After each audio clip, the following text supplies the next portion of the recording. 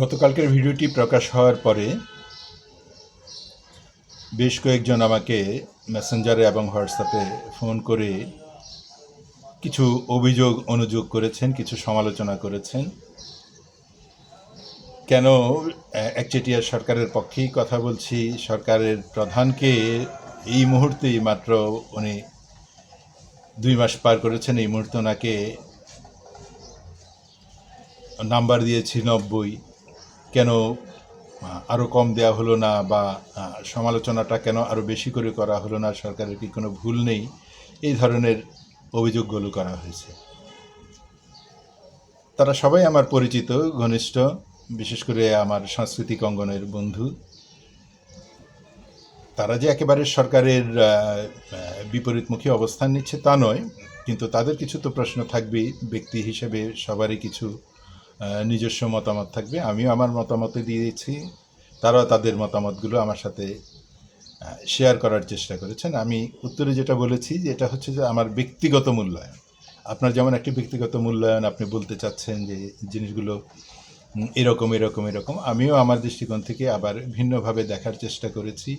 একজন প্রধানমন্ত্রী ঘোষণা করেছেন উনি সরকারি গাড়ি ব্যবহার করবেন না, উনি ওনার গাড়ির জ্বালানি তেল ওনার টাকা দিয়ে উনি বহন করবেন, ড্রাইভারের বেতনটা উনি ওনার টাকা দিয়েই দিচ্ছেন, এবং ওনার প্রটোকল থেকে উনি অনেকগুলো গাড়িকে সরিয়ে দিয়েছেন। মাত্র 4-5টা গাড়ি নিয়ে উনি চলাচল করছেন। ওনার পোশাকের কোনো বাহুল্যতা নেই, একটি সাধারণ পোশাক পরেই উনি সব জায়গাতে যাচ্ছেন। সময় মতো অফিসে আসছেন। ওনার বিলাসবহুল যে অফিস, যে প্রধানমন্ত্রীর কার্যালয়, সেটি উনি পরিহার করে সংসদ সচিবালয়তেই উনি ওনার মন্ত্রণালয়ের কার্যক্রম চালাচ্ছেন, ছোট্ট পরিসরে কার্যক্রম চালাচ্ছেন। হেঁটে উনি সচিবালয় থেকে ওসমানী মিলনায়তনে এসে সরকারি যেই অনুষ্ঠানগুলো হচ্ছে সেগুলোতে অংশগ্রহণ করছেন।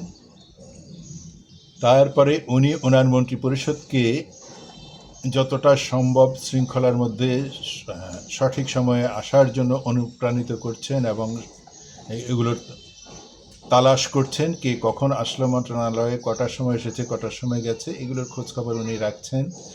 এবং কে কোথায় কোনো প্রকার কোনো অসৎ কর্মে জড়িয়ে পড়ছে কিনা সেটার জন্য উনি এক ধরনের গোয়েন্দা নিয়োগ করেছেন, যেন এই অসৎ পদগুলো পরিহার করে মন্ত্রীরা লোভ লালসার উপরে থেকে ঊর্ধ্বে থেকে নিজেদেরকে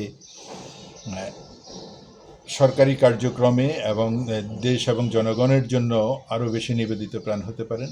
এই বিষয়গুলোকেই আমি গুরুত্ব সহকারে দেখেছি।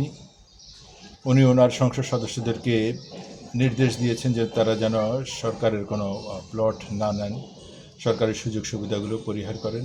হ্যাঁ, এখানে অনেক মন্ত্রী বা বেশিরভাগ মন্ত্রী সচ্ছল পরিবার থেকে এসেছেন, তাদের ব্যক্তিগত গাড়ি ওনারা বহুদিন ধরেই ব্যবহার করছেন। তো এই মন্ত্রীরা ইচ্ছা করলে সরকারকে অনুসরণ করতে পারতেন। বিশেষ করে সরকারের সিনিয়র মন্ত্রী যারা যারা দলেরও স্থায়ী কমিটির সদস্য, তাদের মধ্যে বেশ কয়েকজন আছেন তারা অত্যন্ত বনেদি পরিবারের, সম্ভ্রান্ত ভাবে জীবনযাপন করেছেন, অর্থনৈতিকভাবে তারা সচ্ছল জীবনযাপন করেছেন। সেই মন্ত্রীরা প্রধানমন্ত্রীকে কেন অনুসরণ করলেন না? এটু হতে পারত। প্রধানমন্ত্রী যেভাবে ওনার ব্যক্তিগত গাড়ি দিয়েই সরকারি কার্যক্রমে অংশগ্রহণ করছে, ওনারাও পারতেন। কি হতো সরকারের ওই 18 লিটার 20 লিটার জ্বালানি তেল না নিলে? কি হতো সরকারি গাড়িটা ব্যবহার না করলে? এই প্রশ্নগুলো আমার ভিতরেও ঘুরপাক খাচ্ছে। এই প্রশ্নগুলো আমারও আপনারা স্মরণ করিয়ে দিয়েছেন, আমিও আমার ভিডিওতে উল্লেখ করছি। এই ধরনের দৃষ্টান্ত যদি প্রধানমন্ত্রী স্থাপন করেন তাহলে মন্ত্রীরা কেন পারছেন না? তাদের সংকট কোথায়, তাদের সমস্যা কোথায়? তারা কেন প্রধানমন্ত্রীর সাথে একই সাথে ঘোষণা দিয়ে বলতে পারছেন না যে আমরাও সরকারি গাড়ি ব্যবহার করছি না? বিশেষ করে এই জ্বালানি সংকটের এই মুহূর্তে সারা পৃথিবীতে যখন একটি অত্যন্ত সংকটময় সময় পার করছে, তখন মন্ত্রীদের সবারই অন্তত বলা দরকার ছিল যে আমরা শুধুমাত্র ঢাকার বাইরের যদি কোনো কর্মসূচি থাকে সেই ক্ষেত্রে আমরা আমাদের সরকারি গাড়ি ব্যবহার করব, তা না হলে আমরা ঢাকা এবং ঢাকার পার্শ্ববর্তী যেই স্বল্প দূরত্বের জায়গাগুলোতে সরকারি কর্মসূচি থাকবে সেখানে আমরা আমাদের ব্যক্তিগত গাড়ি অথবা একেবারেই পাবলিক গাড়িতে করে আমরা চলাচল করে সেই কর্মসূচিতে অংশগ্রহণ করব। কেন এটুকু আপনারা পারছেন না? জনগণের জন্য যে আন্দোলন সংগ্রাম করে জেল জুলুম খেটেছেন, মৃত্যুর মুখে দাঁড়িয়েছেন, গুলি খেয়েছেন, রিমান্ড ভোগ করেছেন, গুম হয়েছেন, সেই মানুষগুলো যখন সরকারের অংশ হয়েছেন, সরকার তো বিলাসিতার জীবন নয়, এটা আপনারা ভালো করে জানেন। সরকার হচ্ছে আরও নিজেকে উৎসর্গ করা জনগণের জন্য, আরও বেশি দায়িত্ব নিয়ে কাজ করা এবং আরও বেশি জনগণের সেবক হয়ে ওঠা। তো এগুলো আপনারা কেন করতে পারছেন না? কেন ঘোষণা দিতে পারছেন না? প্রধানমন্ত্রী কি আপনাকে সব জায়গাতে ধাক্কা দিয়ে দিয়ে বলবে যে হ্যাঁ এটা আপনি করেন, এটা আপনি করেন, এটা ঘোষণা দেন, এটা করেন, এইভাবে করেন? উনি তো একটি দৃষ্টান্ত স্থাপন করেছে, সেই দৃষ্টান্তের সাথে আপনারাও নিজেদেরকে অংশগ্রহণ করুন, নিজেদেরকে উদাহরণ হিসেবে সৃষ্টি করুন। কেন এগুলো করছেন না? তারপরে বলবো, প্রধানমন্ত্রীর যে কার্যক্রম, সেটি আমার ব্যক্তিগত বিচার বিবেচনায় আমি যা দেখেছি সেখান থেকে মনে হয়েছে ওনাকে এই 90% দেয়া যায়। আরও একটি ঘটনা ঘটে গেছে ইতিমধ্যে। গতকালকে সরকারি দল তাদের নারী সংসদ সদস্য মনোনয়নের যেই কার্যক্রমটি করেছেন, সেটি অত্যন্ত আলোচনার বিষয় ছিল বেশ কয়েকদিন ধরে। কারা পাবেন, বিশেষ করে অনেক তারকা শিল্পী এখানে মনোনয়ন পাওয়ার জন্য এসেছিলেন।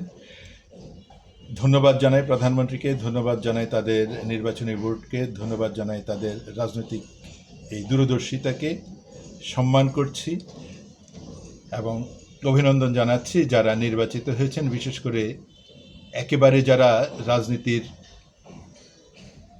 মাঠ পর্যায়ের মানুষ ছিলেন, সেই মানুষদেরকে, সেই নেত্রীদেরকেই, সেই নারীদেরকেই দল মূল্যায়ন করেছেন, তারকাদেরকে নয়। হ্যাঁ, তারকাদেরকে অন্যভাবে রাষ্ট্র সম্মান জানাবে, সরকার সম্মান জানাবে এবং তাদের কাছ থেকে তাদের মূল্যবান মতামত নিয়ে রাষ্ট্র গঠনে আরও বেশি সক্রিয় হবে সরকার। কিন্তু যারা রাজনীতির একেবারেই মাঠে ময়দানের মানুষ, তাদেরকে যদি রাজনীতির উচ্চ পর্যায়ে মূল্যায়ন করা না হয়, তাদেরকে যদি রাজনীতিতে আরও গতিশীল নেতৃত্বের মধ্যে নিয়ে আসা না হয়, তাহলে সেটা হতো অনেক বড় ক্ষতির কারণ। এই নেত্রীদেরকে সরকার, একেবারে মাঠ পর্যায়ের নেত্রীদেরকে যারা আন্দোলন সংগ্রামে ভূমিকা রেখেছে গত 17 বছর, তাদেরকেই সরকার মূল্যায়ন করেছে।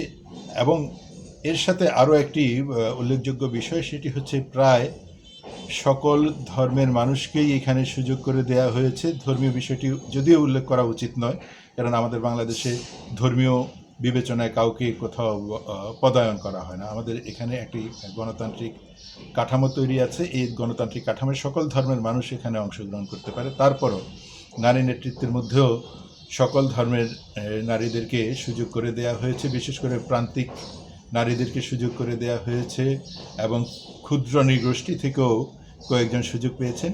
একটি অত্যন্ত আনন্দের বিষয়। সরকার তাদের মন্ত্রিপরিষদ গঠনে যেই ভুলগুলো করেছেন, এই জায়গাতে এসে নারী নেতৃত্ব মনোনয়নের ক্ষেত্রে সেই ভুলগুলো করেননি। মন্ত্রিপরিষদ গঠনে তাদের অনেক ত্যাগী নেতাদেরকে মন্ত্রিপরিষদের ঠাঁই দেওয়া হয়নি, বিশেষ করে প্রবীণদেরকে, যাদের জীবন সায়ান্নে চলে এসেছে তাদেরকে স্থান দেওয়া হয়নি। আশা করছি সরকার প্রধান এটি বিবেচনা করে তাদের সম্মানজনক প্রস্থানের সুযোগ করে দিবেন অবশ্যই।